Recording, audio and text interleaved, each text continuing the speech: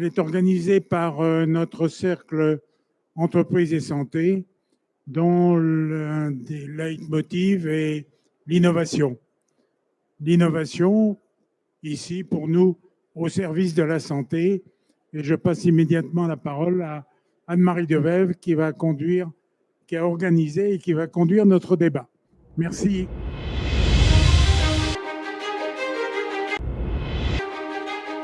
Merci Président et merci à tous. Et comme vous avez vu, vous avez intérêt à vous tenir bien parce qu'on est nombreux sur scène. Donc si vous vous tenez pas bien, gare à vous. Hein. Donc voilà, écoutez, merci à vous et merci à vous toutes aujourd'hui puisque on ouvre notre 15e UX Forum et en fait le deuxième sur femmes et exosquelettes. Pour certains, vous avez suivi en visio le premier et merci à vous tous et à vous toutes d'avoir été là. Oups, il faut pas que je tombe ni d'un côté ni d'un autre, c'est ma grande spécialité. Bon, et voilà, merci. Et donc le 15e, ça veut dire qu'on a démarré très exactement en 2018. Alors on n'était pas les premiers. Hier, on avait quelqu'un à notre oui, mais je vais pas te masquer. On avait quelqu'un à notre alors je vais me mettre de l'autre côté. On avait quelqu'un à notre premier un débat hier qui a été, je crois, l'une des pionnières parce qu'elle était là. Oui, c'est bon. Parce qu'elle était là en 2013, elle a commencé à tester les premiers en 2016. Donc là, c'était chez Framatome et bravo, elle vous fait un grand coucou, mais elle pouvait pas être là aujourd'hui. Alors voilà, bienvenue à vous tous. Le UX Forum, qu'est-ce que c'est? En gros, les UX Forums, c'est UX, comme son nom l'indique, on privilégie les utilisateurs, c'est-à-dire ceux qui, sur le terrain, mettent en œuvre les innovations ou, d'une façon générale, les actions et globalement les programmes d'action. C'est vrai qu'il y a beaucoup d'experts et on les salue ici. Précipitez-vous après sur les experts de l'INRS, de la CRAMIF et autres qui vous mettent plein de choses en place, mais je dirais qu'ils n'ont pas besoin de nous pour être sur scène. Et puis précipitez-vous aussi, vous avez tout un coin qui s'appelle à la fois exosquelette et capteur, et sur lequel je vous conseille d'aller les voir. Alors pour certains sont là et pour d'autres ils sont sur place pour aller regarder ce que c'est et j'allais dire aussi les tester. Et puis je citerai d'abord, alors il est sur son téléphone, pardon, notre ami Lionel Giovanelli, parce qu'en gros ce sont les deux pionniers. Il y a Lionel ici présent et puis notre ami Benoît Sago du Verrou. C'est grâce à eux deux finalement qu'on a démarré nous au cercle sur les questions d'innovation et d'utilisation d'exosquelettes. Voilà.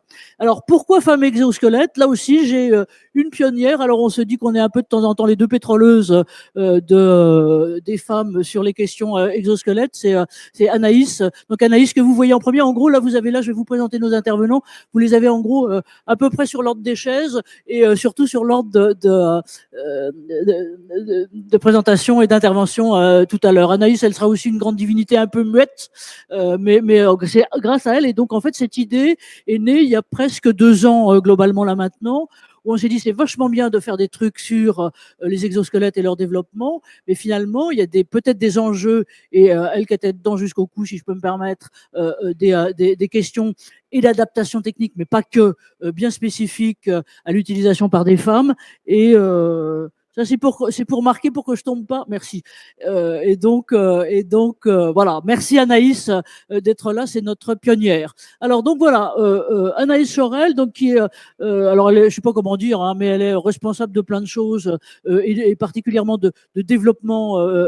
Vous êtes spécialiste de biomécanique, c'est ça, de démarrage et je veux dire, moi j'ai découvert J'appelle là aussi il y a 4 ans sur un petit stand là, il démarrait et maintenant c'est une start-up super successful sur ces questions-là. Merci Anaïs de porter fièrement ça. Benoît que je vais vous présenter là. Alors je me souviens très bien du premier interview que j'ai eu avec lui au téléphone. Il était sympa, ça durait presque 3/4 d'heure. Nous on s'occupait de cobotique et de robotique et d'intégration de ce type de trucs et avec, j'allais dire, un peu vos homologues d'alors, ils nous disaient bien, mais il y a c'est très cher finalement les robotiques cobotiques, alors que j'allais dire les exosquelettes sont relativement plus abordables. Et donc voilà. Donc Benoît, nous intervenir tout à l'heure. Ensuite, le premier exosquelette auquel vous avez UX Forum auquel vous avez participé par visio, il était surtout centré sur les métiers masculins d'un certain côté qui, notamment parce qu'ils sont en tension de recrutement, hein, disons les choses un peu cyniquement, mais pas que, ont besoin de s'ouvrir à d'autres types de publics et notamment à d'autres, à des femmes, c'était notamment pour les questions de manutention. Et on a choisi aujourd'hui de faire un mix, c'est-à-dire à la fois d'avoir ces métiers-là, mais en même temps d'avoir les métiers plus spécifiquement féminins, théoriquement, et qui ont terriblement besoin de ça, et qui sont notamment les métiers du soin. Et les métiers en établissement hospitalier. Donc moi, ce qui m'avait frappé, je vais vous dire, c'était il y a quelques années, là aussi, c'était de regarder combien les Japonais, par exemple, utilisaient au Japon pour tout ce qui est établissement hospitalier, j'allais dire à 360 degrés, donc aussi bien pour les patients, là c'est d'autres types d'exosquelettes, que pour les soignants, les aides-soignants et autres, les exosquelettes. On était, encore une fois, Anaïs la pionnière, on a poussé un peu les choses dans ce sens-là, et là maintenant, les choses ont globalement démarré. Il y a eu un certain nombre d'expérimentations en cours, et là on aura 2 expérimentations qui vont nous être présentées tout à l'heure. On a Vincent Erdam qui est là et qui représente le centre hospitalier intercommunal de Montvalon, c'est entre Tarbes et Marcillac, voilà, c'est ça. Et donc, il nous vient du Sud. Merci à lui d'être là. Et c'est une expérimentation qui est en cours. Lynn Farah, alors pour une fois, les choses sont inversées. Lynn Farah qui est là, et merci à elle d'être là. Elle dirige, elle est pharmacienne, donc vous êtes pharmacienne d'origine, et elle dirige le laboratoire, enfin, qui est le centre d'évaluation, finalement, d'innovation et de l'ensemble des équipements d'innovation de l'hôpital Foch. Donc là aussi, après une expérimentation qu'on avait, rappelez-vous, présentée avec, j'allais dire, l'infirmière chef qui s'occupait de ça et qui l'implémentait à l'hôpital Foch. Vous avez dirigé la structuration finalement de l'étude là-dessus. Et puis, comme on n'est pas raciste, comme vous voyez, ni totalement sexiste, on a quand même quelques messieurs otages avec Vincent et avec Benoît. On a aussi Nicolas. Alors Nicolas, finalement, on aime bien la Suisse. Hein. Nicolas nous vient de Suisse. Quand on s'est connus, il s'occupait notamment, il avait entrepris, alors je vais dire, pardon, hein, à la Suisse, c'est-à-dire de façon extrêmement précise et structurée, l'intégration de systèmes d'assistance physique au global par les postiers. C'était à la Poste suisse, et maintenant vous l'avez développé globalement ailleurs. Donc Nicolas nous fera un point là-dessus. Et puis alors cette fois-ci dans le monde, j'allais dire industriel, mais là cette fois-ci on est de l'autre côté de la France puisque c'est la Bretagne. Là cette fois-ci Justine Sepeau, donc qui est elle responsable HSE, c'est ça de Mère Alliance. Et Mère Alliance donc est une structure, à chaque fois que vous prenez du saumon et que vous l'achetez en marque de distributeur, disons les choses, c'est vous.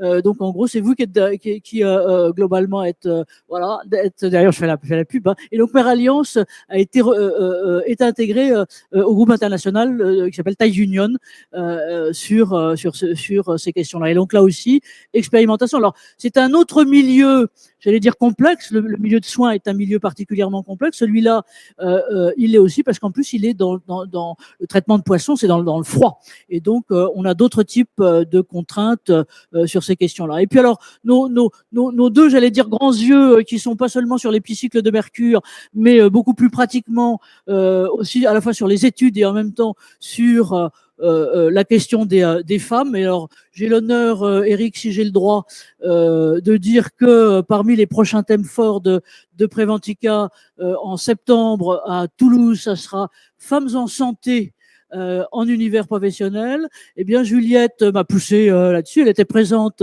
au premier UX Forum Femmes, et donc elle incarne, si je peux me permettre, ici non seulement la filière, l'ensemble et la dynamique de FemTech sur la question de la santé des femmes et notamment de la santé intime des femmes. Ça ne sera pas l'objet aujourd'hui, mais ça sera l'objet fin juin.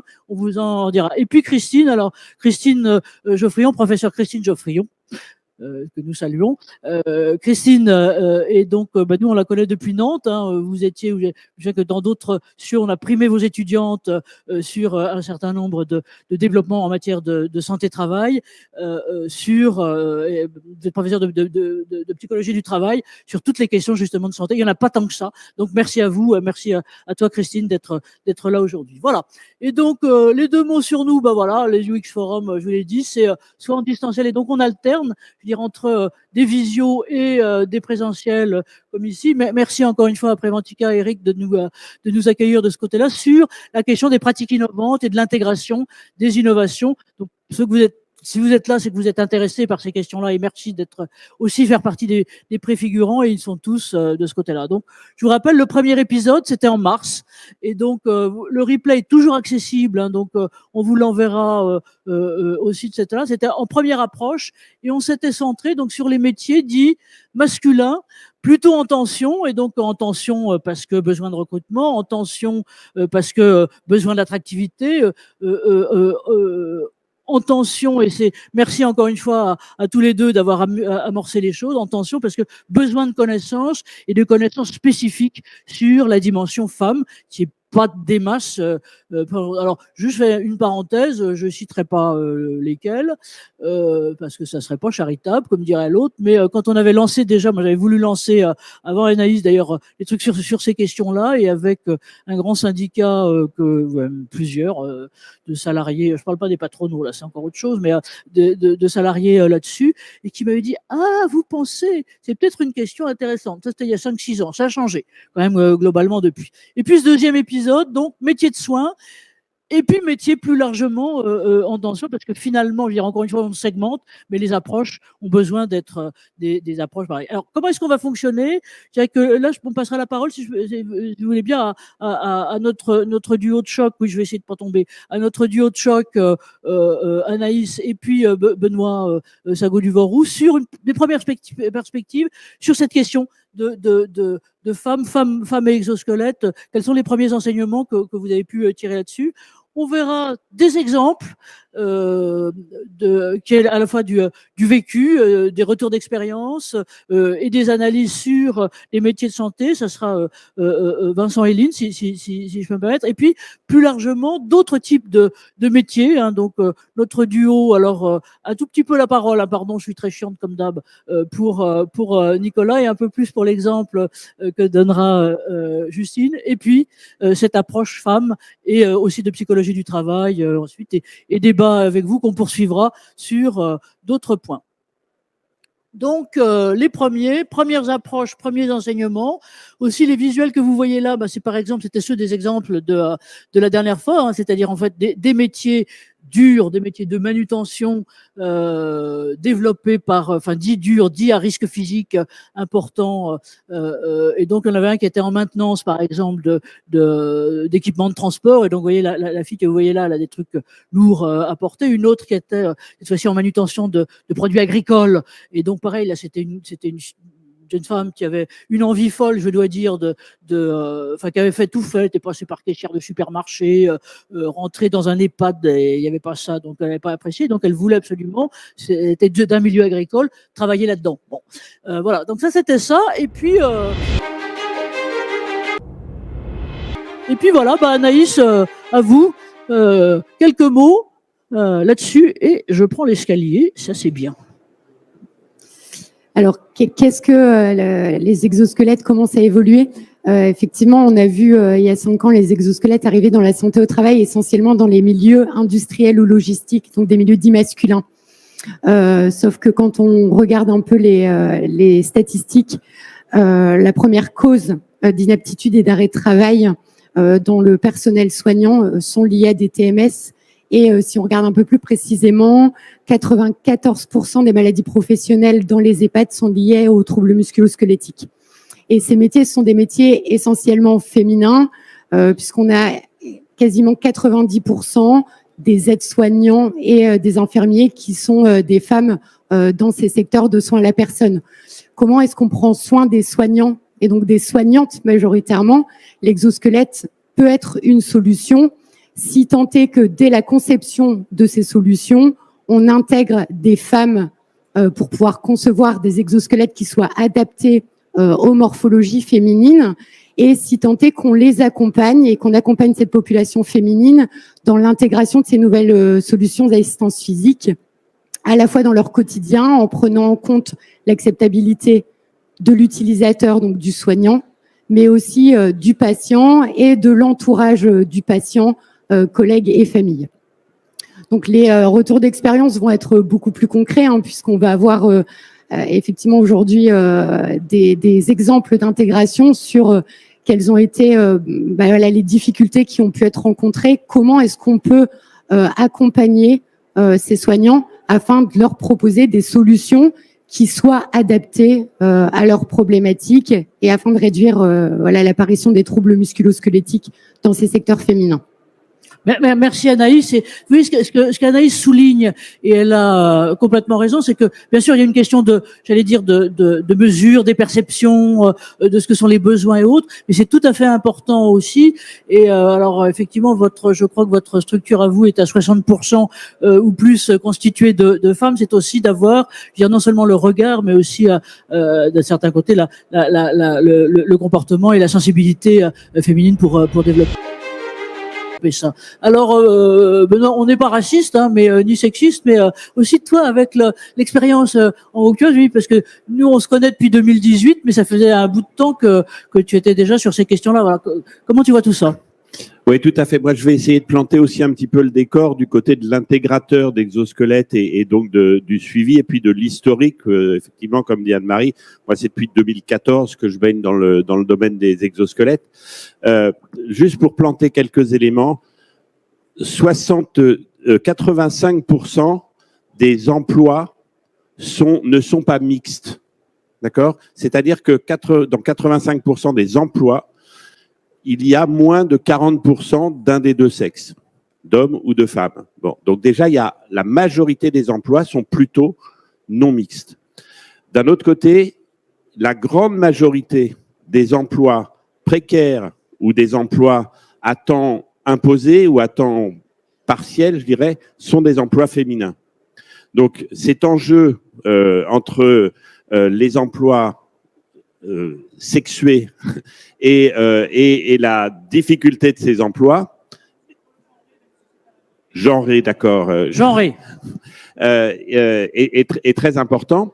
Et en plus de ça, les emplois, il y a des catégories d'emplois qui sont très masculins et dans ce que l'on voit là dans la chaîne de l'exosquelette, la conception, les ingénieurs sont majoritairement des hommes et donc la conception est majoritairement faite par des hommes. Un bon contre-exemple, c'est la société Japet.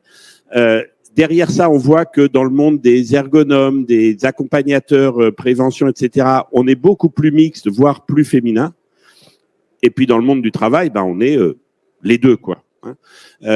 Donc, ce qui va être important dans ce qu'on va pouvoir dire, c'est comment est-ce qu'on arrive à apporter aux femmes les mêmes services qu'on pourrait faire. Je vais prendre un exemple très simple. Un de nos gros marchés, nous, on va pas être dans le médical du tout, c'est la traite des vaches. Les ingénieurs du bâtiment, du BTP, sont encore plus des hommes que dans d'autres secteurs, sont des hommes. Ils ont conçu les salles de traite par des hommes pour des hommes. C'est-à-dire que la salle de traite, elle est positionnée pour une personne qui fait 1,74 m de moyenne. C'est leur norme. Ça veut dire que l'agriculteur qui va faire la traite des vaches, si c'est un homme, il va travailler avec le bras comme ça pour positionner ce qu'on appelle la griffe sur le pied de la vache. Sauf que dans énormément de cas, dans une ferme, c'est souvent un couple et c'est souvent la femme qui est en charge de la traite. Et la femme va travailler comme ça. Et donc, les épaules sont beaucoup plus soumises. Donc, premier point, voilà, c'est simple. Ça a été fait par des hommes, pour des hommes, on n'a pas pensé aux femmes. Nous, et on avait travaillé avec Lionel là-dessus, avec l'INRS, on a commencé par embaucher une doctorante en ergonomie et en design pour réfléchir à cette problématique de l'adaptation. Et je suis très content qu'il y ait Gaurav, qui est le fondateur de la société Skelex, sur laquelle on a travaillé sur ce problématique-là, parce que quand on a lancé et qu'elle est venue pour regarder ces problèmes-là, elle a dit, oui, mais c'est pas adapté. Et comment je peux l'adapter mieux aux femmes? morphologie. Ok, les morphologies des femmes sont très variées, beaucoup plus variées que les morphologies des hommes, notamment au niveau pectoral, évidemment. Évolution de la morphologie des femmes. Une femme enceinte, elle évolue énormément pendant sa grossesse. Et est-ce que l'exosquelette est capable d'évoluer pendant ces 3-4 premiers mois? Et puis, conception qui n'a pas été faite pour ça. Le squelette, c'était un exemple très intéressant parce que c'est fait non seulement par des hommes, mais par des Hollandais. C'est-à-dire qu'une personne de moins d'1m70, ça n'existe pas, quoi. C'est pas ça. Donc, les premiers produits qu'on a faits étaient impossibles à positionner sur des femmes. Il y avait un certain nombre d'éléments qui gênaient énormément au niveau de la poitrine. Et donc, on a fait évoluer parce que Aurélie, qui était notre doctorante, a travaillé en disant, voilà, moi, quand je l'essaye, voilà ce que je remarque, voilà ce qu'il faudrait faire. Et puis, on a travaillé en collaboration avec Squelex pour faire évoluer le produit. Alors, c'est un exemple, c'est le cas maintenant, la plupart des sociétés qui développent des exosquelettes prennent ça dès le départ en compte. Mais c'était vraiment pas le cas. Et ça, c'est toute une, c'est pas que dans le monde des exosquelettes, le fait que la conception est faite par les hommes et l'utilisation est faite par tout le monde. Donc, c'est des aspects qui vont être intéressants à évaluer aussi dans les expériences parce que, entre les concepteurs, les préconisateurs, les installateurs, moi, je peux vous dire juste pour finir rapidement, un de mes problèmes, et je remercie toujours Anaïs de son soutien là-dessus, quand j'ai fait les premières formations sur des distributeurs ou sur des ce qu'on appelle des super utilisateurs, donc les gens qui ont formé dans leur entreprise, j'ai dû former des femmes. Moi, j'étais très gêné parce qu'un exosquelette, je suis obligé de le positionner sur la personne. Comment est-ce que je fais? Alors, dans un monde en plus un peu MeToo, où on fait beaucoup plus attention, nous, hommes, enfin on essaye, certains, en tout cas moi, à ça. Comment je vais aborder le corps de la femme quand je vais être obligé d'ajuster un produit sur elle? On en a parlé, on a fait l'expérimentation avec Anaïs qui m'a dit, tu vois, parle, explique des choses, dis, je vais être obligé de... voilà. Et comment on casse cette relation, et on a le même problème, femme qui doit équiper un homme, que nous, hommes, qui doit équiper une femme. Donc voilà, c'est un certain nombre d'aspects qui vont être intéressants aussi à aborder pendant cet UX Forum. Merci Benoît. Et pardon de te poser, mais je renvoie la balle pour tout à l'heure à Christine Geoffrion, professeur Geoffrion. Et s'il y a d'autres enseignants dans la salle, ce sont vraiment des points sur lesquels on aurait besoin d'avoir un travail de doctorant, d'étudiant de master et autres sur. Alors, plus précisément sur cette question femme, je pense que tu pourras en discuter avec ta voisine tout à fait amplement et autres. Merci Benoît de nous avoir redire ça. Et puis c'est aussi bien de dire et c'est important que ce soit un homme qui le dise, qu'on a aussi besoin d'avoir des femmes dans la conception des systèmes, dans la conception non seulement des systèmes en soi, mais aussi dans la conception des systèmes d'analyse, d'évaluation et de capteurs. Ça, c'était le sujet d'hier, mais globalement, on y revient. Alors, on va passer maintenant, si vous voulez bien, concrètement à l'expression des vécus, des retours d'expérience, ou des analyses plus particulièrement encore une fois sur le vécu de métiers de soins. Et là, si vous voulez bien, donc là vous avez des exemples. Alors avec mon petit picto et qui est voilà les femmes, qu'est-ce qu'elles font là-dedans. Là, c'est quasiment des choses assis ou autres là, et des analyses un peu systématiques de ce côté-là. Alors Vincent, si vous voulez bien, Vincent Vermonde, donc ça va être à vous d'avoir le micro. Vous êtes voilà, vous êtes un peu partout parce que vous êtes à la fois au centre hospitalier intercommunal du Vallon qui comprend plusieurs établissements et plus particulièrement là ça va être une expérience dans un EHPAD je crois. Alors je sais plus lequel mais c'est celui de Marcillac, si je peux mettre. Et donc, il a été accompagné notamment par Anaïs, mais la parole va être principalement à vous. Alors, Vincent, c'est à vous là-dessus, voilà. Donc, en fait, moi, si on parle de femmes et d'exosquelettes, c'est très étonnant parce que nous, on s'est pas posé la question. Moi, je viens d'un milieu où la femme, c'est 90% du personnel. Donc, on travaille avec des femmes. Ça fait partie de... Voilà, c'est pas un problème en soi. Donc en fait, l'hôpital intercommunal du Vallon, c'est 131 lits. Sur ces 131 lits, hein, c'est de la gériatrie principalement, donc 97 lits d'EHPAD, donc un établissement pour d'hébergement pour personnes âgées dépendantes. On fait partie de la fonction publique hospitalière.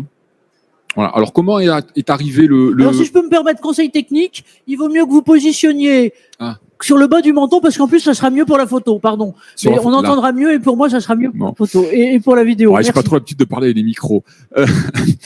Donc, alors en fait, comment la genèse du projet, comme tout établissement de soins, il faut savoir que les TMS c'est quand même quelque chose d'important. Anaïs le disait, 94% des maladies pro.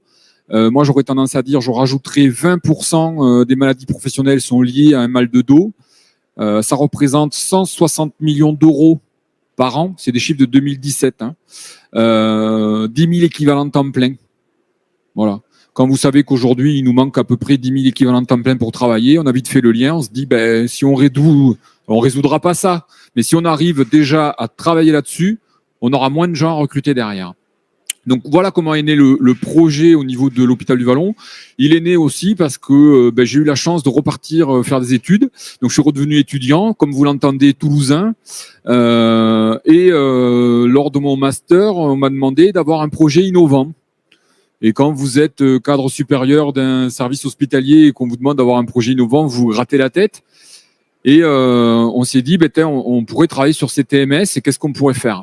L'établissement dont je suis salarié, lui, a un souci technique, c'est que nous, en fait, on installe beaucoup de rails. Vous savez, des rails plafonniers pour lever les jambes avec des espèces de filets. Voilà. Sauf que ces rails, on peut pas les installer parce que notre plafond ne supporte pas la charge. Donc en clair, notre établissement, il n'est pas éligible à ces rails. Donc comment on trouve le projet, comment on commence ? Quand tu es étudiant et que tu te retrouves toute seule dans ta chambre le soir, tu vas sur YouTube, tu tapes exosquelette et tu tombes sur un maçon qui prend un parpaing et qui lève le parpaing à bout de bras. Tu te dis mais c'est ça qu'il me faut pour mes soignants. Voilà. Et tu contactes la société Japé, et puis Japé te dit très sympa, mais on va vous accompagner. Vous avez un projet, en plus vous devez présenter des choses, donc on va vous donner les chiffres, on va vous accompagner là-dedans. Et voilà comment naît le projet déjà. Bien sûr, ça c'est la partie cachée de l'iceberg parce que il faut le présenter aux équipes. Et là, vous allez dans les équipes, vous allez avoir ouais, mais je suis pas un robot, ça va être long à installer, ça va être compliqué, ça va pas marcher. Il faut le faire charger, enfin voilà. Donc ça prend 6 mois. Il faut trouver les financements, ça prend de nouveau 6 mois. Et 1 an après arrive l'installation. Donc le projet il a commencé en octobre 2021 pour être mis en place en début d'année 2023. Alors les photos que vous avez là sont des photos un peu particulières parce que j'ai demandé à l'aide-soignante concernée là de me faire des photos où on voit l'exosquelette. Puisqu'en fait, aussi, une des particularités dans le métier du soin, on veut pas que ça se voit. Parce que je pense que c'est du soin à la personne et on veut pas que ça se voit. Alors, vous voyez, donc les photos du haut, elle n'a pas l'exosquelette. Et les photos du bas, elle le met par-dessus la tenue. On voit qu'en fait, il est complètement transparent. Sur les retours d'expérience, au bout de 3 mois, en fait, on en a acheté qu'un. Il faut que j'en achète plusieurs parce qu'elles se le disputent. L'installation, c'est très rapide. Une fois qu'elles ont l'habitude, ça prend moins d'1 minute. On voit, alors, je sais pas s'il y a d'autres photos, mais là, en fait, elle l'utilise avec un lève-malade. C'est là où finalement, elles trouvent le plus d'utilité. Le lève-malade, donc c'est quelque chose qui nous permet de faire le transfert du résident, donc de son lit vers un fauteuil. Et en fait, la machine va porter le poids. Par contre, le soignant doit déplacer l'appareil. Et effectivement, ça fait beaucoup de mouvements au niveau des lombaires qui peuvent être à la longue douloureux. Et en fait, elles s'aperçoivent qu'avec l'exosquelette lombaire, cette charge de travail, elle est très facile. Voilà. Donc, on a formé 2 référentes et les référentes forment à leur tour le personnel et ça se passe super bien. Merci, c'était expérience super pratique et avec donc vous voyez derrière toutes les questions à la fois pratiques d'utilisation et de mobilisation de à la fois des outils mais en même temps dans les tenues et dans les gestes quotidiens, et puis question qu'on va reprendre après si vous voulez bien aussi Vincent, sur les questions de recevabilité, c'est-à-dire comment c'est reçu, comment on peut faire progresser l'acceptabilité et l'ensemble de ce côté-là, et merci aussi d'avoir tenu les temps parce que c'est toujours très très dur de ce côté-là.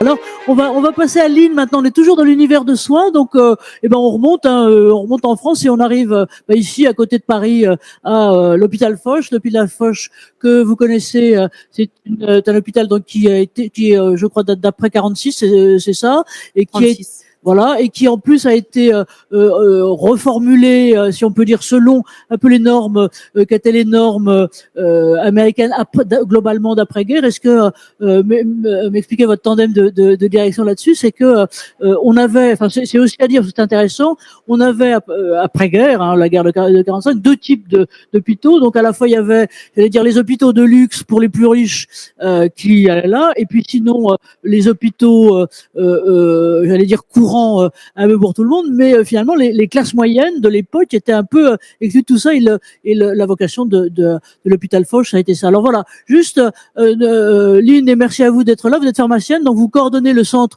d'innovation des dispositifs médicaux. Je dirais que c'est très important parce qu'on est là en univers médical, ce qui veut dire que les agréments et les certifications d'exosquelettes doivent passer par, j'allais dire, non seulement les fourches conduites, mais surtout les examens très très précis des autorités médicales et des autorisations médicales de mise sur le marché d'un certain côté de développement de ce côté-là. Et donc, vous faites partie, vous animez la délégation recherche clinique et innovation de l'hôpital Foch. Et donc, pour revenir, alors c'est toujours avec Anaïs, mais je dirais, pardon pour les autres fabricants qui sont présents dans la salle, ils sont tout aussi présents sur le fond, et leurs trucs sont aussi tout à fait sympas. On avait fait donc cette première expérimentation. C'est l'une des premières qui a été faite, j'allais dire, post-Covid.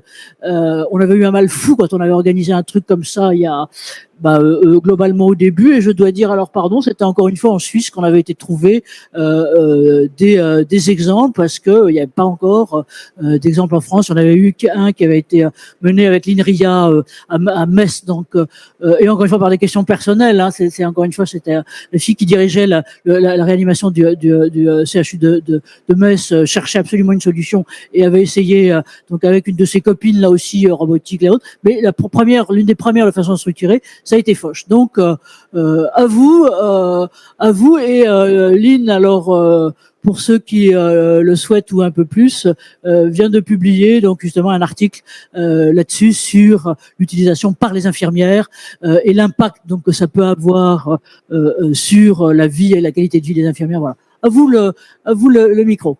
Merci beaucoup. Donc oui, tout à fait. Là, s'affiche à l'écran un article publié, en tout cas paru la semaine dernière, donc il est disponible en libre accès. Et je vais vous évoquer un petit peu les résultats de cette expérimentation qui sont disponibles aussi dans cet article. L'idée était de pouvoir évaluer en fait les expérimentations au cours d'une étude pilote que nous avons menée à l'hôpital Foch et faire finalement un retour d'expérience pour connaître l'impact de ces exosquelettes sur la qualité de vie au travail des infirmières et des infirmiers. Donc, pour ce faire, nous avons mis en place cette étude avec deux phases. La première phase, finalement, consistait à pouvoir sélectionner l'exosquelette qui paraissait le plus adapté par rapport aux besoins de l'établissement. Donc pour ce faire, on a mené un travail collaboratif entre la direction générale de l'établissement, le département de qualité de vie au travail, le centre d'innovation des dispositifs médicaux et également le département d'épidémiologie biostatistique. Et donc je suis intervenue plutôt sur la partie de méthodologie et d'accompagnement pour l'analyse des résultats que je vais vous présenter. L'idée dans la première phase de travail était de constituer un groupe de pilotage qui était constitué finalement de 5 typologies d'acteurs. Donc c'est un groupe multidisciplinaire parmi lesquels on allait retrouver la direction des soins, les cadres, des infirmières, mais également notre responsable des troubles musculo-squelettiques au sein de l'hôpital Foch et la responsable de la qualité de vie au travail. Les objectifs de ce groupe de travail étaient au nombre de 4. Le premier était donc de sélectionner le dispositif ou l'exosquelette le plus adapté. Le second était également de sélectionner les critères qui allaient nous permettre finalement d'être des indicateurs pour voir la réussite ou non de l'utilisation de ces dispositifs par les infirmières et les infirmiers, et nous permettent ainsi de mesurer finalement quantitativement mais aussi qualitativement les résultats de l'expérimentation. Le troisième objectif était de sélectionner la bonne population cible à laquelle allait être proposé l'exosquelette, et le dernier était de pouvoir finalement manager et mener l'étude. Pour pouvoir réaliser cette expérimentation, ils ont défini finalement un cahier des charges dans lequel on reprenait toutes les spécifications techniques spécifiques à notre établissement et aux contraintes du métier des soins, principalement réalisées par nos infirmières et nos infirmiers. Nous avons sélectionné 4 critères qui nous intéressaient. Le premier était de choisir si on souhaitait un modèle actif ou passif d'exosquelette, et donc nous avons plutôt utilisé et choisi le modèle actif qui répondait mieux aux besoins auxquels nous souhaitions répondre pour prévenir ces TMS. Le deuxième correspondait plutôt à la question de la compatibilité avec les tenues professionnelles. Si je peux me permettre, juste une question. Oui, si vous pouvez préciser, parce que tout le monde n'est peut-être pas forcément au courant, la différence entre un exosquelette actif et un exosquelette passif. Alors, je pense que j'aurais peut-être moins de précision à apporter que Anaïs. En tout cas, ce sera moins précis. Donc, peut-être que Anaïs peut faire un petit Anaïs, 2 rappel. secondes là-dessus. Juste pour précision pédagogique, si je peux me permettre. Alors, la différence entre l'exosquelette passif et actif. Donc, l'exosquelette actif, c'est un exosquelette qui est motorisé, qui fonctionne avec une source externe d'énergie, de type batterie, par exemple. Alors qu'un exosquelette passif, c'est un exosquelette qui est mécanique et qui ne nécessite pas de source externe d'énergie. Donc, qui va plutôt fonctionner via du ressort, via de l'élastique. Donc, voilà, un système qui ne nécessite pas d'énergie externe pour fonctionner. Motorisé et l'autre qui ne l'est pas. Voilà. Merci Anaïs. Tout à fait. Donc le troisième critère, c'était l'adaptation à l'environnement hospitalier. Tous les exosquelettes que nous avons évalués n'étaient pas forcément les plus spécifiques. Et le quatrième correspondait au niveau de protection nécessaire pour le dos, et notamment la prévention des douleurs lombaires. C'est pourquoi le groupe de travail a choisi le modèle de chez Japet Medical, le modèle Atlas. Et enfin, le dernier point sur la population cible correspondait finalement à pouvoir sélectionner les services au sein de l'établissement, au sein de l'hôpital Foch, qui allaient être les premiers expérimentateurs. Et pour ce faire, nous avons tenu compte finalement du fardeau des professionnels qui devaient soigner finalement des patients et pratiquer des gestes répétitifs qui pouvaient mener à des TMS. C'est pourquoi nous avons plutôt proposé cet exosquelette à 3 services, c'est à savoir la gériatrie, les soins intensifs et la médecine interne. Dans un deuxième temps, donc la deuxième phase de cette étude finalement correspondait aux tests et à l'expérimentation en vie réelle par nos soignantes et nos soignants. Sur la vingtaine d'infirmières et d'infirmiers intéressés, il y en a 14 qui ont finalement testé le dispositif. Et parmi ces 14 infirmières, 86% étaient des femmes. Donc le chiffre des 90% se confirme aussi dans l'expérimentation. Et c'est donc 12 des 14 participants à l'expérimentation étaient des femmes qui avaient entre 23 et 58 ans, avec un IMC qui allait de 18 à 25, donc assez panaché sur l'ensemble de l'indice de masse corporelle qui finalement pouvait aussi être un impact ou un facteur d'utilisation d'adoption de la technologie. Les 3 points que je vais relever, mais qui ne représentent pas l'ensemble des 20 items de l'étude, sont les suivants. Le premier, c'est que 100% des infirmières ont constaté que cet exosquelette leur permettait de maintenir la posture. 92% ont constaté que ça leur permettait, pour elles, en tout cas en ressenti, de réduire la prise de posture à risque. Et enfin, 85% ont dit que, selon elles, ça leur permettait également de réduire la fatigue et les douleurs lombaires. Donc, par rapport à ça, nous avons essayé de réaliser quelques analyses statistiques pour voir s'il y avait une significativité des résultats. Donc, en d'autres termes, une corrélation entre le niveau de satisfaction de l'utilisation de ces exosquelettes par les infirmières et les infirmiers et des facteurs qui pouvaient induire finalement l'adoption ou non de l'exosquelette. Il y en a 4 qu'on a répertoriés. Le premier, c'est qu'il faut que l'exosquelette soit adapté à cet environnement de travail hospitalier un peu spécifique. Le second, c'est que tous les mouvements doivent être maintenus. Les soignantes ne doivent pas finalement être entravées pendant la pratique des soins, notamment parce qu'elles ont beaucoup de charge mentale déjà intégrée lorsqu'elles s'occupent d'un patient. Le troisième, c'est que l'infirmière ne doit pas ressentir de gêne vis-à-vis et face au regard des autres. Il a été question justement de pouvoir cacher l'exosquelette. Et c'est vrai que ça a été un point qui a été remonté, que ce soit le regard de leurs collègues ou des patients qui sont parfois pas habitués à l'utilisation de ce dispositif. Et le quatrième point, donc le dernier point qui pouvait influencer la satisfaction finalement à l'utilisation de l'exosquelette, c'était la fiabilité, en fait la facilité de transport, et son ergonomie pour pouvoir le ranger une fois qu'il est utilisé dans un local adapté. Ce qui nous a amené finalement à proposer 3 recommandations pour l'utilisation et l'adoption de ces exosquelettes dans le milieu des soins. Sur ces 3 recommandations, la première concernait finalement de pouvoir cibler la bonne population de professionnels et d'infirmières qui allaient être finalement les plus à même d'utiliser cet exosquelette et qui allaient en trouver des bénéfices pour prévenir ces douleurs lombaires. La deuxième recommandation correspondait plutôt à repenser la conception du dispositif ou peut-être définir des spécifications en collaboration, comme il était dit précédemment, avec nos utilisatrices, puisqu'elles sont les principales concernées par l'utilisation du dispositif.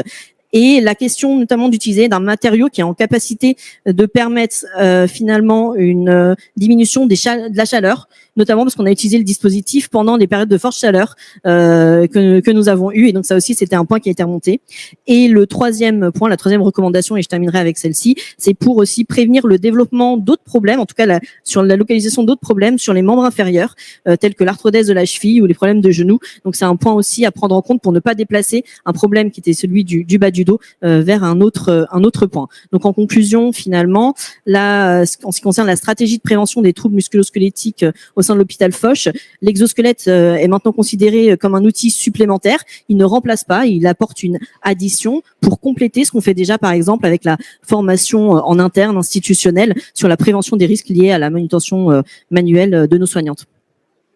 Merci, un grand merci à Lynn de cette approche qui est, je dirais, très scientifique, très structurée et bien précise, avec lequel et qui positionne bien effectivement les enjeux des besoins féminins et féminins spécifiques là-dessus. C'est fou, si je peux me permettre, si je regarde encore une fois 5 ans en arrière, l'évolution qui a pu être faite aussi dans les démarches d'analyse de ce côté-là, donc à la fois dans la conception des choses et autres, et c'est vraiment bien intéressant. Merci et merci à tous les deux. On va y revenir tout à l'heure dans le débat. Ça, je vous redonne, mais vous l'aurez sur le site, on vous le mettra. Donc vous avez laissé vos coordonnées, on vous les enverra. L'article avec notamment les exemples là qui sont présentés de ce côté-là. Alors, juste 2 mots, mais je vous en dis juste 2 mots, vous l'aurez plus particulièrement encore une fois sur le site. Une autre expérience qui a été faite, alors là aussi en Bretagne, on doit avoir un tropisme breton à côté de Suisse aujourd'hui, et qui a été faite à Hospitalité Saint-Thomas de Villeneuve. Donc, je crois, Benoît, tu as été partie prenante de ça. Et là, l'intérêt, donc ils en sont maintenant à la 2e phase. Donc, il y a eu une première phase d'évaluation de ce qui a été fait, un peu du type de ce que vous avez fait, Lynn. Et puis il y a une 2e phase, et vous voyez là-bas, c'est pas des malades qui sont là. Et donc on voit bien que dans un hôpital, bien sûr, il y a les métiers de soignants, mais il y a aussi ce que vous voyez là, qui sont les métiers de logistique et qui sont globalement d'autres types de métiers. Et ça, c'est pas oublié. Et donc c'est ce qui sera aussi fait là-dessus. On va passer, si vous voulez bien, à notre 3e partie, qui est maintenant d'autres types de métiers et qui sont aussi des métiers en tension. On sait à quel point, je veux dire, il y a des problèmes de recrutement de soignants d'un certain côté, mais ça existe aussi dans d'autres types d'activités. Et donc, si vous voulez bien, sur ces métiers en tension, on va demander à Nicolas. Donc, Nicolas, dont moi je l'ai connu, il était au sein de la Poste suisse, donc pour mener cette investigation dont je vous ai parlé tout à l'heure. Alors, ce qui m'a frappé là aussi, c'était comme chez Lynn, un côté hyper structuré, j'allais dire suisse, de l'approche, notamment pour spécifier le choix. Vous voyez à quel point la question de la décision, si vous voulez, du décideur est tout à fait importante là-dessus, pour spécifier les questions de le choix des meilleures solutions, enfin des solutions les plus adaptées, pas en général, mais à chaque poste et à chaque type de profil. Et donc, Nicolas, c'est à vous. J'ai mis un petit florilège des photos, de photos diverses, mais c'est surtout vous qui êtes important. Donc, à vous. Voilà. Merci Anne-Marie. Donc, c'est en aucun cas moi qui suis important, c'est les personnes qu'on équipe, qu'on essaye d'aider, qui sont importantes. Et parmi celles-ci, donc au niveau des dames, la principale expérience que je peux rapporter ici, c'est lié à la Poste suisse dans un centre de tri de lettres, puisque la population de collaborateurs et collaboratrices est principalement féminine. Donc ça m'a permis d'équiper environ un peu plus de 50 dames. Et donc, je dois honnêtement admettre, c'était en 2019, à partir de 2019-2020. Donc, les progrès dont a parlé Anaïs avaient probablement déjà eu lieu. Il y a eu un modèle qui a posé problème au niveau de la poitrine, mais c'est aujourd'hui corrigé avec une nouvelle version de ce modèle. Donc, j'ai pas vraiment, par rapport à la morphologie ou par rapport à la condition féminine de problèmes particuliers à relever. Au-delà de ce côté logistique, je l'ai aussi intégré auprès d'une vigneronne. Donc là, c'est aussi intéressant de voir que c'est pour des populations de personnes qui sont considérablement en position penchée, presque toute la journée, et donc d'avoir des solutions qui soutiennent aussi, indépendamment du port de charge, c'est quelque chose qui est tout à fait favorable. Et donc, au-delà des difficultés, je crois que c'est un des thèmes, est-ce qu'il y a des difficultés par rapport au port d'un exosquelette pour une femme? Moi, j'ai plutôt envie de vous parler des chances d'être une femme dans le cas d'une application d'un port d'exosquelette. C'est que j'ai trouvé qu'il y avait chez les dames une acceptation ou une capacité de comprendre les enjeux qui est plus facile ou plus induite ou plus, enfin, en tout cas, beaucoup plus agréable que l'homme, parce que peut-être que l'homme a toujours besoin, testostérone oblige, de montrer qu'il n'a pas besoin d'exosquelette, qu'il est un petit peu plus fort que le collègue ou que sais-je, qu'il a des choses à se prouver à lui-même ou à d'autres. Les dames, beaucoup moins. Donc, je dois même dire que c'est pour moi plutôt une chance, quand je vois une dame dans une halle logistique ou ailleurs, de pouvoir lui proposer une solution qu'un homme. Et puis voilà, sinon je peux malheureusement pas encore vous parler d'expérience d'intégration dans le milieu des soins, peut-être dans un prochain forum, puisque je suis en contact avec les hôpitaux universitaires de Genève, et donc assurément qu'il y aura une ou deux dames à aider dans ce secteur. Je suis à moins de 4 minutes, Anne-Marie. J'espère que vous relevez cet état de fait. Et je m'en vais laisser la parole à ma voisine. Oui, après on va tous réintervenir dans le débat, mais vous voyez ce qui est, merci Nicolas, je veux dire, là la question c'était l'attitude spontanée que vous avez pu observer des femmes par rapport à l'utilisation finalement de ce qui peut être un harnais, enfin bref, qui peut être qualifié de truc pas forcément sympathique de démarrage, et vous avez eu droit finalement à ce que vous avez remarqué, c'est une acceptabilité beaucoup plus spontanée et beaucoup plus positive, quasiment immédiatement. Ça, c'est un débat qu'on aura après, parce que effectivement, souvent, alors pardon de faire de la revendication comme ça, mais souvent les femmes, on est taxées comme ça, d'avoir des réticences et autres. Et là, c'est pas du tout ce que vous avez globalement, ce que vous avez vu. Donc merci là-dessus. Et puis l'objectif de l'intervention de Nicolas, c'était aussi de faire la transition avec d'autres types de métiers et d'autres types de métiers. Alors tout à l'heure, Lynn, vous évoquiez là, c'était la question de la chaleur, notamment à la fois de la chaleur de l'exosquelette et de la chaleur, parce que par essence dans un hôpital, normalement on gèle pas, hein, donc des gens qui sont transbahutés comme ça, il y a intérêt à ce qu'ils soient plutôt dans une atmosphère chaude. Et donc là aussi, la question du confort d'intervention des soignants est tout à fait important, mais il est le confort d'intervention des intervenants globalement et des opérateurs quels qu'ils soient, il est aussi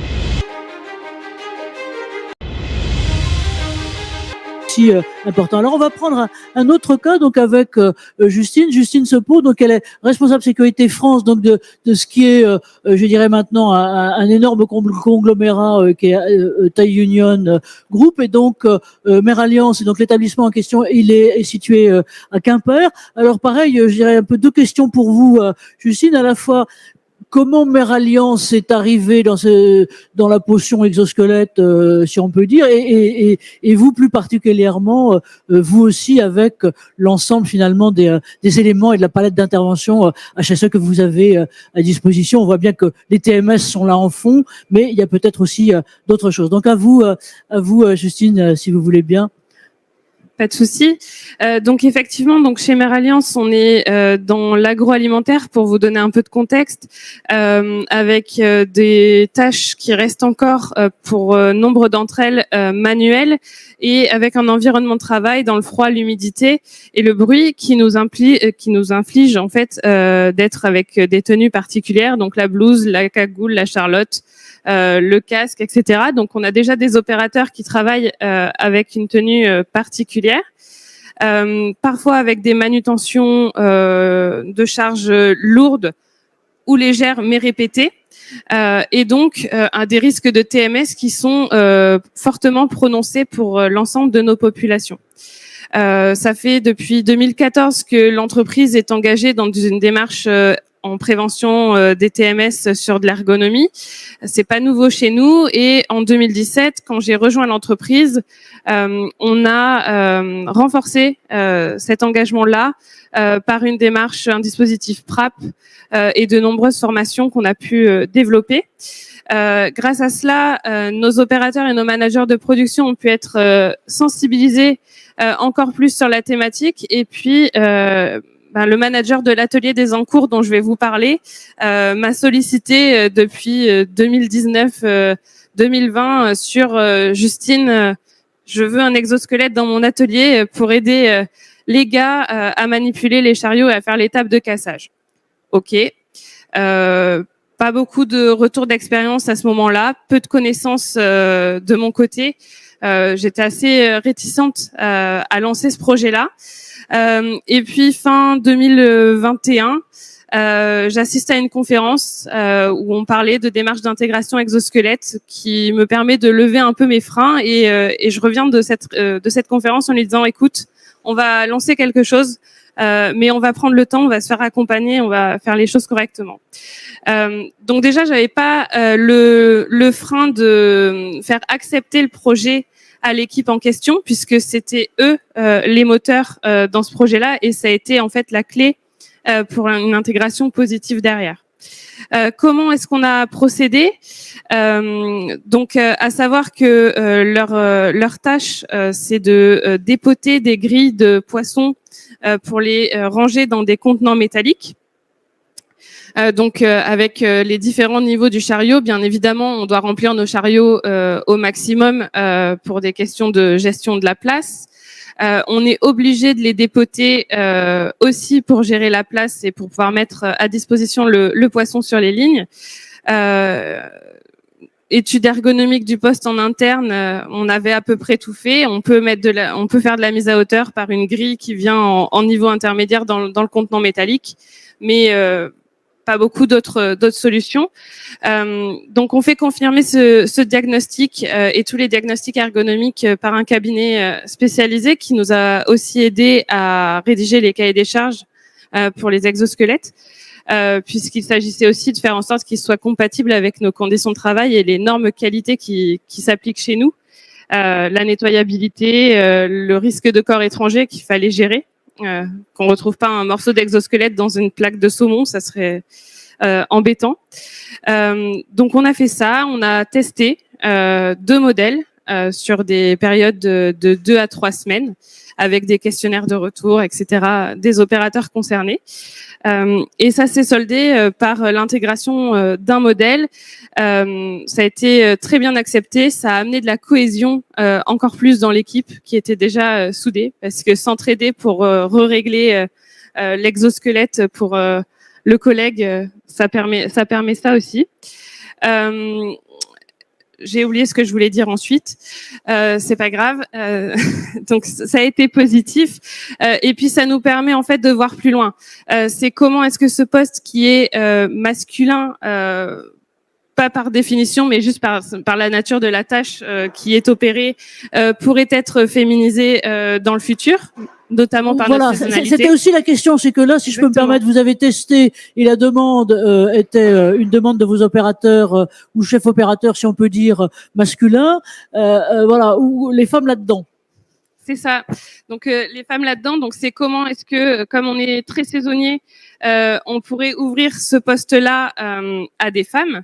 par le fait de la présence de l'exosquelette dans l'atelier, mais ça a aussi été de prendre conscience par le projet qu'on a pu conduire que d'autres postes de l'entreprise peuvent être éligibles à la mise en place d'exosquelettes. On l'avait pas forcément identifié au préalable, et cela concerne des femmes. Il y aurait des solutions en fait qui nous ont été soufflées ou proposées notamment par Benoît.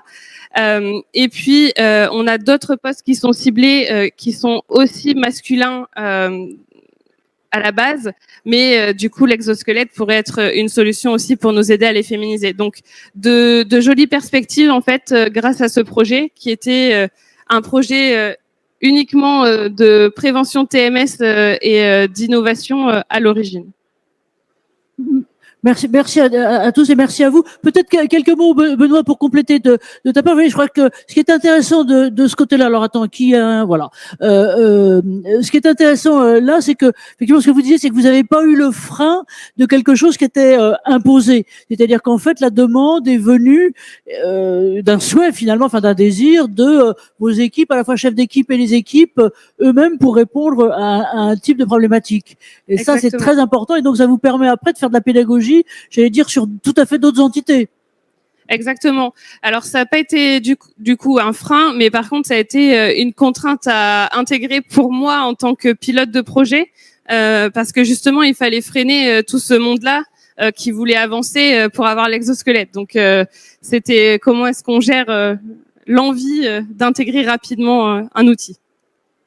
Une chose, alors c'est marrant parce qu'on avait exactement hier avec Framatome le même type d'attitude, c'est-à-dire qu'il faut vraiment rester modeste là-dedans et d'un certain côté aussi prudent pour pas exacerber les demandes et puis être déceptif après, parce que là où vous avez raison, c'est que être déceptif sur l'intégration de l'innovation, on sait qu'il n'y a rien de pire pour éradiquer ensuite toute envie globalement d'y revenir. Benoît, si tu veux bien. Ce qui est très important là, c'est que le côté, je vais pas dire frein parce que c'est pas ça, mais j'ai une demande très forte, mais je mets en place une structuration pour l'aborder. Ça évite énormément d'échecs, parce qu'on aurait pu dire, il y a une demande, on achète un exosquelette et puis on y va. Et tous ceux qui ont intégré, ils savent bien que ça marche pas comme ça. Ça marche pas quand on met tout de suite face à une demande. Et là, ça montre bien que la démarche d'accompagnement, d'évaluation et d'appropriation de l'exosquelette est un facteur de réussite, et que la réussite apporte des nouvelles problématiques ou des nouvelles thématiques à développer, qui est par exemple là celle de la féminisation ou celle de l'utilisation de cet exosquelette ou d'un autre sur d'autres postes de travail, ce qui est la démarche que fait Justine aussi aujourd'hui. Et ça sera peut-être pas le même exosquelette, mais la méthodologie, elle est là, et la réussite dans un atelier ou dans un secteur de l'atelier devient un élément positif pour la réussite et pour l'approche ouverte dans les autres ateliers. Et ça, c'est important. Cela dit aussi quand même, tu parlais et les femmes là-dedans, les femmes là-dedans, c'est quand même aussi Justine. Et là, on est sur des postes dans des entreprises qui sont là relativement souvent des postes féminins, sur les QSE, les RSE, les ergonomes dans les entreprises. Merci et merci Justine. Alors, oui, je vois Nicolas qui piaffe. Alors, il a tout à fait raison. Et là, si je peux me mettre un peu vous trois aussi sur, mis à part ce que vous voulez apporter là aussi, sur cette démarche, sur ce que dit Benoît et ce que disent Benoît et Justine, et qui est l'importance, j'allais dire, d'un certain côté du timing, de la progressivité, de l'acculturation. Si on était en cuisine, on dirait du temps de chauffe. Faut pas faire cramer les trucs tout de suite. Comment vous le voyez? Donc, Nicolas, à vous. Alors, c'est vrai que ça me paraît très important ce que vous venez de dire, parce que vraiment un des gros freins que j'ai pu voir, c'est quelquefois des futurs testeurs, des opérateurs qui attendent la solution miracle. Et puis, dès le début, ça casse un peu l'ambiance, mais je leur dis, en tout cas moi je la connais pas encore. Si je la trouve sur Instant aujourd'hui, je la prendrai, mais donc il y a pas. Et puis derrière, où je souligne complètement ce qu'a dit Benoît, c'est que quelquefois, on perd ces gens qui avaient des attentes tellement grandes parce qu'on n'arrive pas à les remplir. Par contre, les plus hésitants, qui au travers d'une démarche structurée, on les prend avec, et puis après, peut-être qu'on pourra tenir en haleine ceux qui avaient des attentes plus grandes ou les avoir un peu plus tard. Mais c'est vrai que ça, c'est aussi important de pas vendre du rêve parce qu'après, on tombe des fois de haut, quoi. Et puis un mot voilà à côté, un mot Justine peut-être là-dessus encore une fois sur la question à la fois du timing et de vous perso parce que allons-y, un narcissisme, bravo. Pas trop, mais du coup sur le timing, effectivement, moi mon premier message pour l'équipe quand on a lancé ce groupe de travail, ça a été de les mettre en garde sur le fait que potentiellement le projet serait un échec. Comme il y avait une volonté forte, j'avais pas de problème avec l'acceptation, donc je pouvais aller justement dans prendre le pied le contre-pied, merci, et du coup aller directement leur dire ok, on y va, mais ça se trouve dans 6 mois on se dit que c'est un échec et ce sera pas un échec du projet, mais ce sera un échec de d'une intégration et on pourra aller sur autre chose. Et du coup ça a permis aussi de se donner le temps et de mener le projet correctement. Donc je pense effectivement que s'il y a une chose que je retiens moi, en tant qu'accompagnant, en fait, sur ce projet-là, ça a été la communication et la méthodologie qu'on a pu déployer. Merci à vous, oui, Anaïs, allez-y et sur le timing et sur le reste et puis après. Ouais, je voulais ajouter quelque chose. Effectivement, on parle de projet d'intégration. Je suis désolée, comme on a un gros parasite à côté, il faut le couvrir. Hein. Parfait. Alors, je vais parler un petit peu plus fort. En ce qui concerne l'intégration, le projet d'intégration d'exosquelettes, il y a eu un gros travail de la commission AFNOR sur des normes d'intégration des nouvelles solutions d'assistance physique. Dans ces normes, il y a eu à la fois des intégrateurs, des entreprises intégratrices d'exosquelettes, des concepteurs et des entreprises qui sont là aussi pour accompagner l'intégration de ces nouvelles solutions d'assistance physique, qui ont en fait mis en lumière une norme pour l'intégration des exosquelettes. N'hésitez pas à la consulter, ça guide aussi les entreprises sur comment est-ce qu'on commence, qu'est-ce qu'on doit faire, comment est-ce qu'on structure le projet. Et là, je pense que Lionel pourra aussi en dire quelques mots. Il y a des experts en fait qui ont aidé à construire ces outils qui demain peuvent aider toutes les entreprises à mener un projet en bonne et due forme pour potentiellement intégrer ces innovations si toutefois elles sont pertinentes. Merci. Vincent, vous voulez ajouter quelque chose? Oui, je crois que d'autant plus que, alors en particulier dans les métiers du soin, et je pense que le docteur Farah doit me rejoindre là-dessus, c'est-à-dire que nos missions, elles ne sont pas répétitives. Nos actes, nos actions, elles ne sont pas répétitives. Donc, si on arrive avec un exosquelette du bout comme ça, là, ça marche pas. Parce que on va mettre l'exosquelette au moment où il faut pas le mettre. Par exemple, on a déterminé que pour nous, tout ce qui était soins du bas, c'est-à-dire les pieds, les choses comme ça, où les soignants se penchent ou se mettent accroupis, l'exosquelette lombaire, en fait, il est gênant. Donc, si on commence à dire, mettez-le tout le temps, eh ben là, elles vont focaliser sur le fait que ce soit gênant et elles le mettront pas. Et elles ne le mettront pas là où c'est par contre pertinent. Donc il faut effectivement avoir ce temps de maturation et d'observation pour arriver à l'acceptabilité. Merci et vraiment merci de souligner ça parce que, alors vous le savez dans tous les types de projets, mais je pense qu'encore plus dans ceux-là, le timing et la gestion des temps et des moments adaptés, parce que je veux dire c'est à la fois la gestion des temps, mais il y a le temps de la recevabilité. Hein. Les vieux trucs, il y a un temps pour tout et un temps pour acculturer et un temps pour réfléchir et un temps pour évaluer, c'est vraiment important. Ligne de mots là-dessus et puis on va passer à l'optique forme si vous voulez bien après.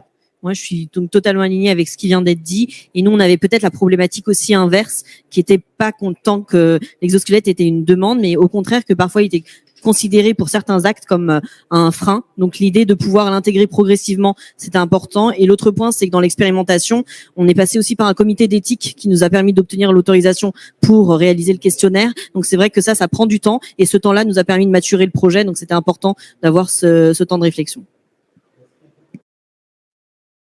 Merci et merci de le souligner parce qu'effectivement moi ce qui me frappe dans tout ce que vous dites là c'est que c'est pas seulement une personne ou un HSE ou un responsable innovation qui est concerné, mais d'un certain côté c'est un petit peu toute la chaîne j'allais dire de coaction, de décision et autres, et que on est toujours sur cette question-là, c'est d'amener les choses au bon niveau de bain, de température, pour pouvoir le déclencher quand il faut. Merci et merci à vous là-dessus. Alors je vous propose qu'on regarde maintenant et puis on va ouvrir après le débat avec vous tous et vous toutes.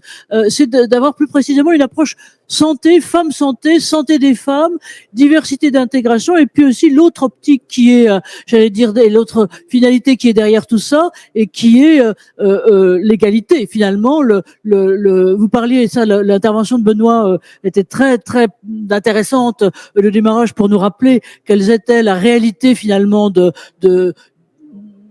l'intégration des femmes dans le monde du travail, et que la plus grande partie finalement des métiers était, genrés par habitude, et autres, quoi qu'il en soit, ou par question justement de capacité physique, de culture ou autre. Alors sur ces questions-là, sur les dimensions un petit peu spécifiques, alors c'est Christine, Juliette Moreau, donc elle est responsable de tout ce qui est non, c'est pas à Femtech France et à Femtech School de l'ensemble de ces questions-là. Donc vous voyez, voilà, vous devenez spécialiste de la réhabilitation alors que c'est pas le cas, et ben donc vous allez l'être.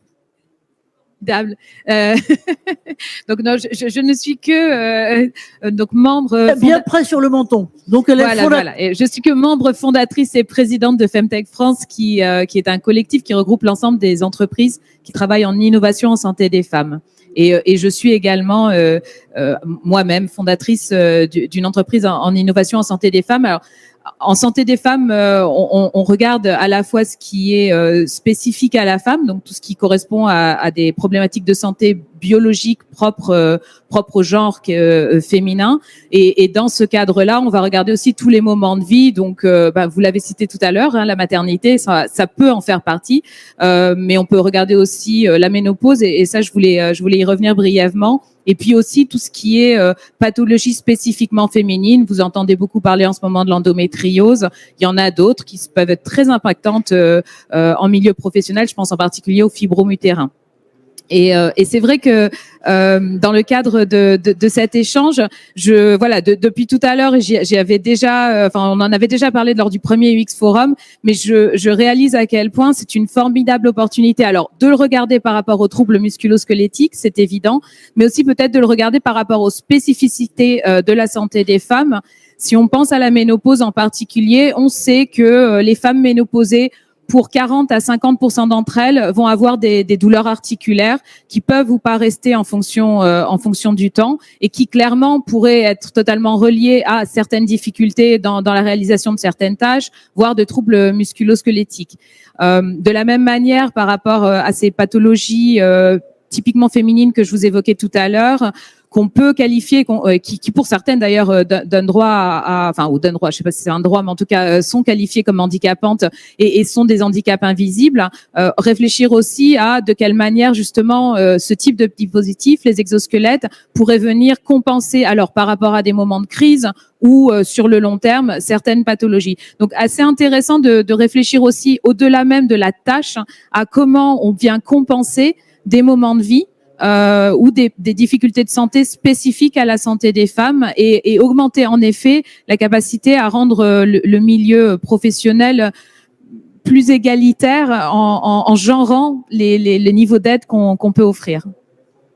Merci Juliette de souligner ça, et c'est vrai que c'est une chose importante. Alors, au-delà de la bénévolence, si on peut dire, de la responsabilité sociétale des employeurs, encore une fois qu'ils soient publics ou privés, on parle beaucoup du secteur privé, mais je dirais qu'il y a quand même les quelques 6 millions de salariés du public qui aussi sont importants globalement là-dessus. Et c'est vrai que au-delà de la bénévolence, je dirais qu'il y a aussi un indicateur qui est tout à fait,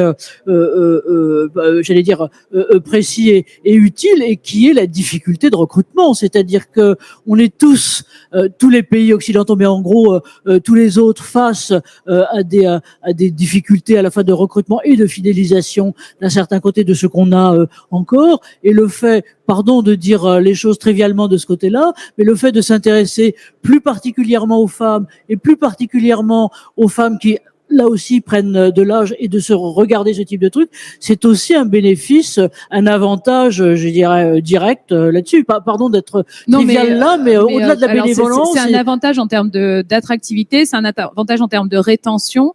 Et vous avez, on l'a pas évoqué à cette table ronde, mais il faut savoir aujourd'hui qu'il y a en santé des femmes des critères qui font que les femmes vont quitter leur travail. Alors bon, j'évoque souvent tout ce qui est parcours fertilité qui va provoquer la démission d'une femme sur 3. Donc ça, c'est très spécifique.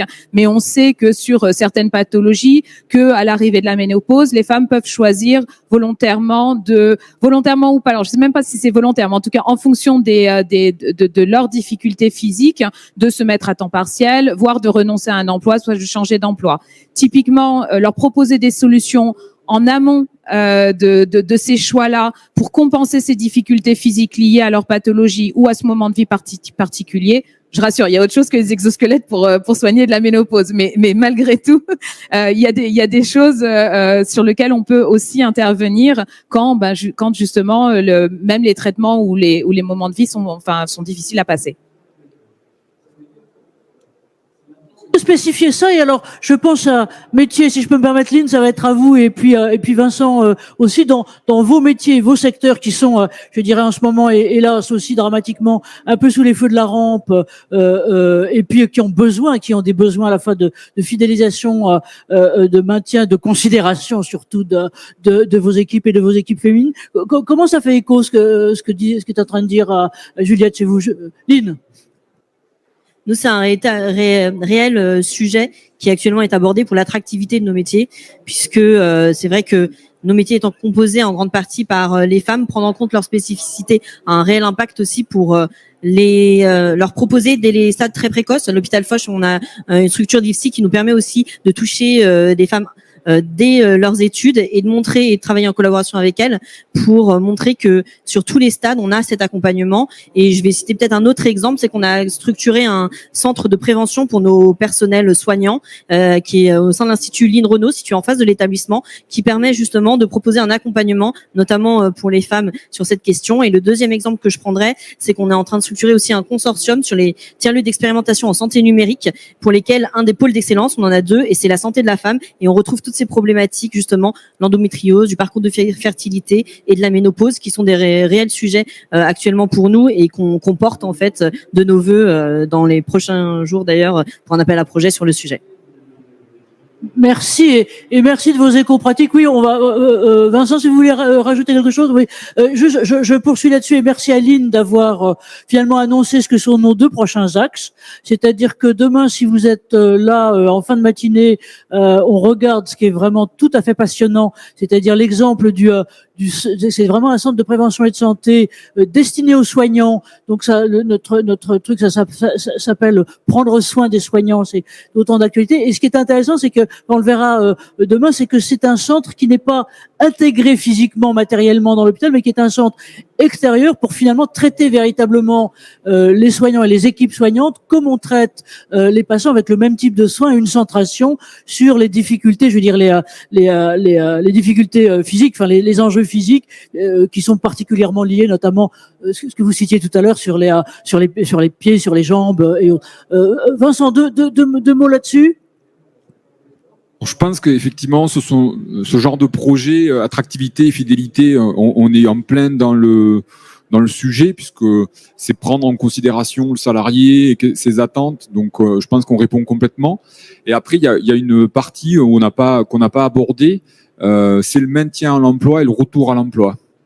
Et l'exosquelette en particulier va jouer là-dedans, puisqu'il va permettre finalement d'amener un arsenal supplémentaire sur le retour à l'emploi ou le maintien. Donc plein de chantiers, merci. Il y a plein de chantiers qui démarrent là-dessus.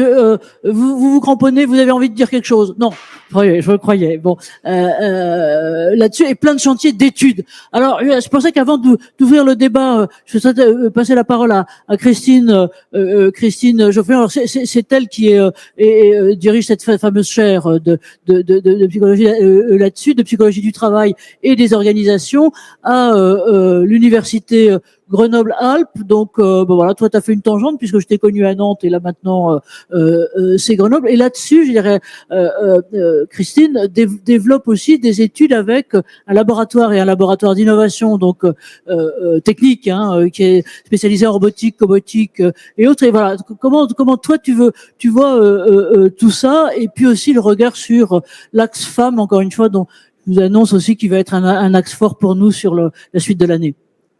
Merci beaucoup Anne-Marie. Donc effectivement, quand on arrive en bout de course, il y a plein de choses qui ont été dites et extrêmement intéressantes et que je n'aurais donc pas à redire. Moi, je dirige un axe de mon laboratoire qui s'appelle risque et accompagnement du changement. Et effectivement, on est amené à travailler, notamment avec un autre, on travaille dans l'interdisciplinarité et on travaille notamment avec le laboratoire d'informatique de Grenoble Ligue. Et donc, ce qui est très intéressant, c'est que on travaille dans la complémentarité, en ce sens où finalement les concepteurs ont un certain nombre de paramètres en tête et font appel à nous avec les sciences sociales, avec la psychologie du travail des organisations, avec l'ergonomie, pour justement apporter cette touche particulière dont la spécificité homme-femme, mais pas exclusivement. Nous, on va beaucoup travailler sur des modèles d'acceptation, d'acceptabilité. Alors, la différence, c'est quoi? C'est l'acceptabilité, c'est en fait, est-ce que les personnes vont avoir l'intention d'utiliser un exosquelette, et puis on travaille aussi dans un second temps dans l'acceptation située, c'est-à-dire qu'une fois que l'exosquelette est mis en place, comment est-ce que l'on peut l'améliorer? Et en effet, la vie des hommes, des femmes, et comme on vient de le souligner, la question du maintien dans l'emploi, la question du retour à l'emploi est extrêmement intéressante, et notamment pour les femmes, comme l'a souligné ma voisine, avec les spécificités que peuvent rencontrer les femmes. Peut-être un point aussi qui n'a pas été souligné, ou en tous les cas peut-être en filigrane, c'est aussi la question de l'influence sociale. L'influence sociale est extrêmement importante parce que généralement, on a bien entendu la question de la gêne, la question de est-ce qu'on cache, est-ce qu'on revendique l'emploi, au contraire le non-besoin. Donc l'influence sociale, on travaille beaucoup aussi sur cette question, et dans l'accompagnement au changement, il y a cette prise en compte donc de l'influence. Si quelqu'un l'a utilisé, quel retour il en fait? Est-ce que soi-même on aura envie de l'utiliser aussi? Il y a aussi en effet toute la question des conditions facilitatrices de la structure, ce qu'on va mettre en place de manière organisationnelle, des facilitations. Et clairement, moi je reviens sur le point central, c'est celui de l'approche participative. Clairement, dans toute nouvelle innovation technologique, quelle qu'elle soit, l'approche participative est essentielle dans la mesure où en effet on part du besoin de l'utilisateur, des groupes utilisateurs, et là on revient avec l'idée de groupe à la question de l'influence, pour justement prendre en compte leurs besoins, leurs désirs, les freins, les leviers, et puis mettre en place justement des dispositifs comme vous les avez fortement bien décrits, qui correspondent pleinement à un individu, à un groupe, à une structure, et une fois donc l'appropriation faite, eh bien toutes les améliorations qui peuvent aussi être menées. Nous, on se rend compte quand même que très souvent les concepteurs, ils prennent pas encore suffisamment en compte les besoins des utilisateurs. Pas encore suffisamment, ça ne veut pas dire qu'ils sont pas pris en compte, mais ça veut dire qu'il y a encore beaucoup et notamment dans notre laboratoire d'informatique du laboratoire de Grenoble, il y a vraiment cette idée de comment est-ce que nous on peut les aider à prendre en compte ces spécificités. Très rapidement.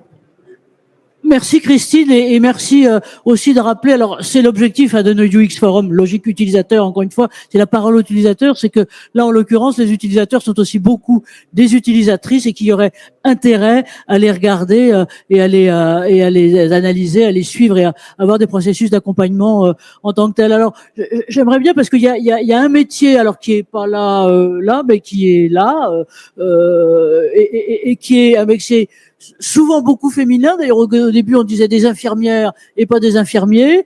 On a la chance d'avoir dans la salle le docteur Trochocardo, Dominique Trochocardo, qui est médecin. Alors voilà, elle est médecin, donc école d'infirmière dirigée par un médecin, donc c'est bien d'en avoir une aussi, et qui dirige, j'allais dire, presque la plus ancestrale et aussi la plus innovante des écoles d'infirmières en Suisse, puisque c'est la haute école de la santé et l'institut de la voilà. Quel regard, pardon de vous prendre un peu impromptu comme ça, mais quel regard vous posez-vous et comment j'irai sur ces questions? Merci d'être là aujourd'hui, hein, d'exosquelettes ou autres, ou d'une façon générale d'intégration des innovations par les publics et spécifiquement par les segments féminins. Comment vous voyez les choses? Je vous passe mon micro. Alors, je vais pas avoir cette prétention, mais je voulais vraiment remercier, vraiment remercier tous les intervenants. Vous m'avez éclairé sur plein de points, notamment sur l'importance d'aller au plus près de l'utilisateur. Alors, moi, j'ai beaucoup de chance, c'est que je travaille juste la porte à côté de l'EPFL, l'école polytechnique. Donc, le gros de mon travail au laboratoire, c'est justement de faire ce lien entre ces élèves ingénieurs et nos élèves infirmiers, médecins, pour construire un avenir où peut-être tous ensemble on va pouvoir avancer. Donc voilà, c'est le gros de mon activité. Donc merci encore de rendre la place aux utilisateurs. Merci à vous d'avoir surtout bien mis du doigt que le milieu des soins est une vague extrêmement mouvante, avec ce qui fait la complexité, c'est l'environnement par rapport au milieu industriel. Moi-même, j'ai plusieurs années en réanimation et Dieu sait que c'est pas ergonomique, ni l'AREA, ni le bloc, pour aucun des personnels qui y travaillent, par le froid, parce qu'on y a froid, par la statique, par la ventilation, et puis aussi par voilà tout ce qui est autour. C'est-à-dire qu'on n'a pas un seul lit qui se ressemble, et puis parfois on change et puis on n'est pas adapté. Donc moi, ma question, elle se pose à tout le monde. J'admire vraiment vos initiatives d'accès à l'exosquelette. Est-ce que, en parallèle du fait de mettre en proposition des exosquelettes, vous avez aussi réfléchi sur l'ergonomie même des postes de travail, à savoir les lits, les fauteuils, les tables opératoires? Est-ce que c'était une réflexion qui a été commune, ou c'était ou partir un peu déficit ou imposer, voilà, on a ce matériel-là, on le changera pas et on va faire un exosquelette qui soit adapté pour ça? Je vous porte cette réflexion parce que pendant le Covid, nous, on a eu des labos qui sont venus de l'EPFL, qui nous ont dit qu'est-ce qu'on peut faire pour les soignants. Alors moi, j'étais en réa et j'aurais dit, c'est retourner les patients qui est le plus difficile pour nous. C'est pas de les soigner, en Suisse, on a une chance inouïe parce que je travaille à Lausanne, on a eu des places pour tout le monde, mais on n'en peut plus de retourner les patients et on s'use et on se fatigue avec ça.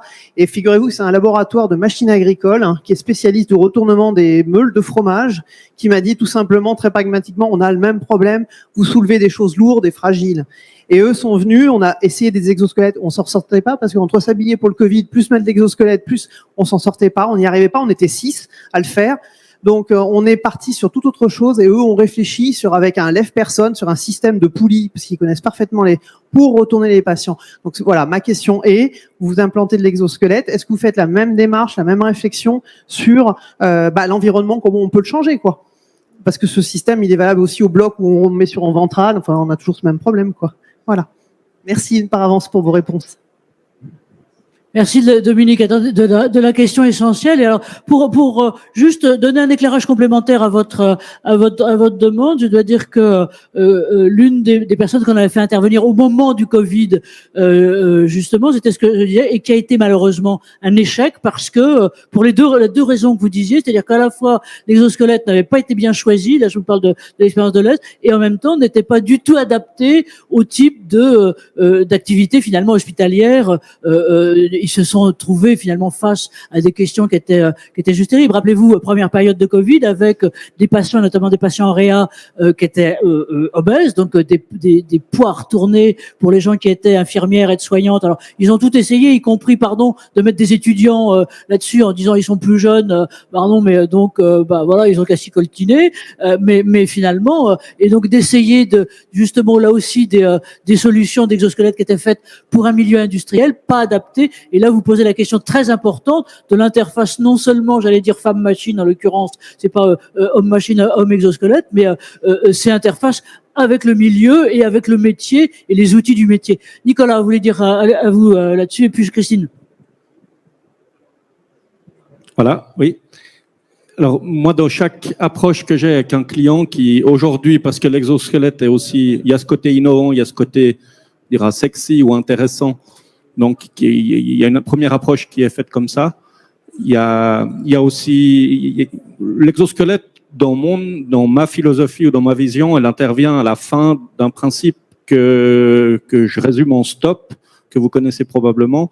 Le S de STOP, c'est la substitution. Est-ce qu'on peut substituer cette tâche qui est problématique, qui est ergonomiquement inappropriée? C'est souvent difficile. Quelquefois, ça vaut la peine de se poser la question puisqu'on peut trouver des alternatives.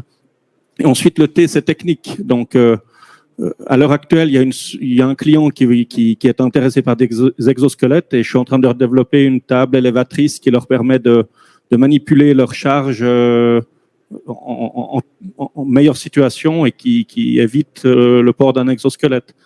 Et puis le haut du STOP, c'est l'organisation. Et là, j'ai aussi un autre tour d'expérience dans une société de pharmaceutique où il y avait vraiment une place qui était inappropriée et chaque heure, il y a quelqu'un d'autre qui y travaille. Et donc, ça permet de diminuer cette contrainte. Et on termine avec le P lié à la personne et l'exosquelette. Voilà. Merci à vous. On a 5 minutes justement pour 1 minute max pour Anaïs, Christine, et puis, pardon, vos questions, mais on les reprendra ensuite. Oui, c'est effectivement l'exosquelette, c'est pas la solution. On passe d'abord par le travail d'ergonomie et l'ergonomie, c'est pas juste le bureau qui se lève ou la souris ergonomique. L'ergonomie, c'est travail sur comment est-ce qu'on travaille, comment est-ce qu'est organisée l'équipe, est-ce qu'on peut mettre des solutions techniques et si par tout ça on peut pas résoudre la problématique, alors on peut aller explorer d'autres options, dont l'exosquelette. Mais l'exosquelette, c'est pas, moi je tente à dire, c'est pas la solution miracle à tous les problèmes du monde. Sinon, toutes les entreprises, toutes les structures seraient déjà équipées d'exosquelettes, mais on peut pas le mettre partout et il faut surtout pas le mettre partout. Merci. C'est apparemment anti-commercial et très très profondément pertinent, non seulement du point de vue humain, mais aussi du point de vue de l'efficacité. Merci Anaïs de rappeler ça. Christine. Oui, merci pour la question excellente. Effectivement, l'exosquelette, c'est par rapport à la personne qui est dans un environnement de travail, qui a un poste de travail. Et nous, dans le master que je dirige, donc le master de psychologie du travail des organisations, on fait intervenir des ergonomes qui forment les étudiants justement à l'analyse des postes de travail et donc passent du temps à observer, à filmer, à interviewer avec différentes techniques de manière à vraiment avoir une vue d'ensemble sur la manière dont les opérateurs interviennent sur leur poste, interagissent avec leurs collègues. La question aussi du management est importante, c'est-à-dire qu'on s'intéresse à différents niveaux. Mais enfin, pour revenir à votre question, c'est vraiment l'analyse ergonomique du poste de travail avec des films, avec des minutages, avec des interviews qui permettent effectivement de prendre en compte ces différentes dimensions dont les opérateurs n'ont pas toujours conscience d'ailleurs. L'analyse extérieure permet de montrer comment finalement des postures ne sont pas adaptées. Alors évidemment, on va parler de la question des femmes plus spécifiquement, mais en effet, souvent, moi je vois des étudiants qui font un effet miroir pour montrer finalement à l'opérateur comment modifier et donc peut-être peut avoir intérêt à utiliser quelque chose. Merci Christine. Alors le mot de la fin, Benoît, Lynn et Justine, vous avez le micro, alors allez-y, c'est vous qui démarrez une demi-phrase. Une demi-phrase, travailler avec les opérateurs et surtout prendre son temps et faire les choses correctement. Eh bien, moi, je rêve que chaque société qui développe des exosquelettes ait dans son équipe de R&D au moins une femme pour tenir compte de ces points-là, qui sont les points visibles qu'on peut arriver, nous, hommes, à évaluer, et les points invisibles, comme Juliette le disait, des douleurs qu'on ne ressent jamais, nous, dans notre vie d'homme. Aline. J'ajouterais juste au moins une femme et une opératrice du terrain qui connaissent le milieu et qui connaissent les besoins. Vincent. Non, je pense qu'effectivement, c'est prendre du temps. Non, vous avez déjà parlé. Alors, Juliette.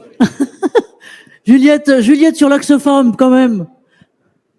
Moi, j'encourage tout ce qui peut aider les femmes à être mieux acceptées dans le monde du travail. Donc, je peux pas aller plus loin. Non, simplement curieuse, mais j'aurais plein de questions après, de savoir quel est le niveau de mixité des exosquelettes, au sens où est-ce qu'on peut se passer son exosquelette entre hommes, femmes, petits, grands, et voilà. C'est plus ce type de questions-là qui, maintenant, d'un point de vue pratico-pratique, m'intéresse.